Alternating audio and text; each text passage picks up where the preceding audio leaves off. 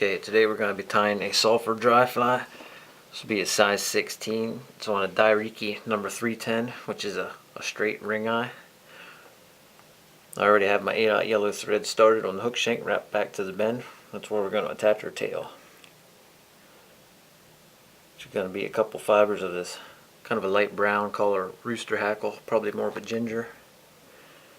Take all the tips. We're going to want them eventually about the same length as the hook shank. We're going to put them in at the bend here. Make two nice loose wraps. I'm going to set them on top of the shank. Then if we just tug them, we can adjust them to the length that we want. Now I'll just take my thread and wrap up to about the 2/3 portion of the hook where we'll put our thorax and our wing. Snip them off. We have the start of a nice tapered body.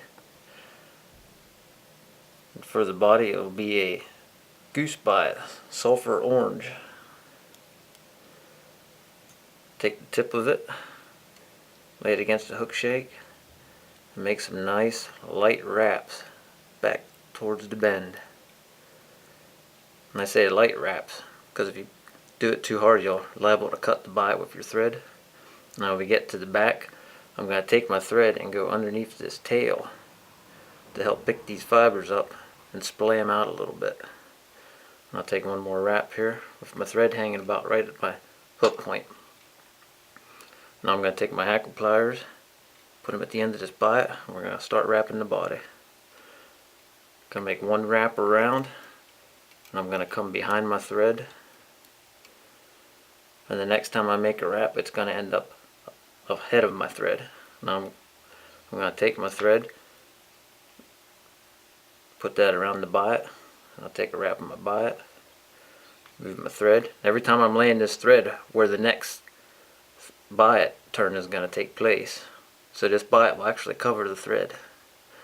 We get up to about the 2/3 portion, take my thread, I'm going to tie it off.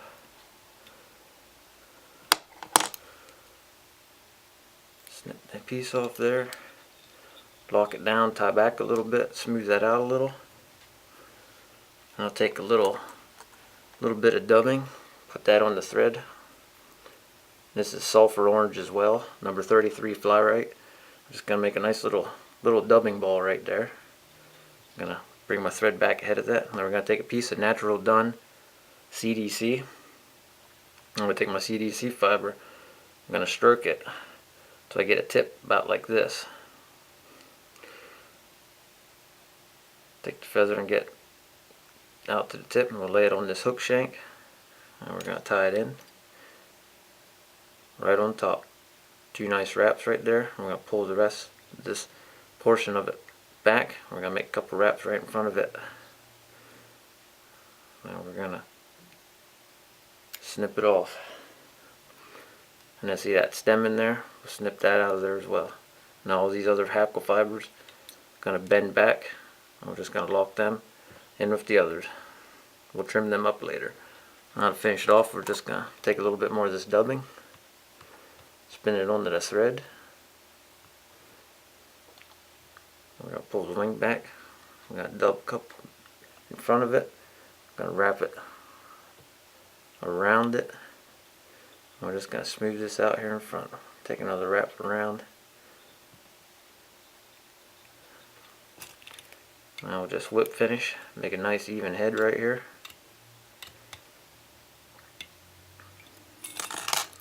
Finish our thread. Now for this wing, we'll take all these fibers, lay them straight back. We're going to want them about the same length as the body. Make a nice even cut just like that. And we got a nice sulfur here. Be good for any sulfur emerging from the central PA streams, named the Little Juniata, Penns Creek, Spring Creek.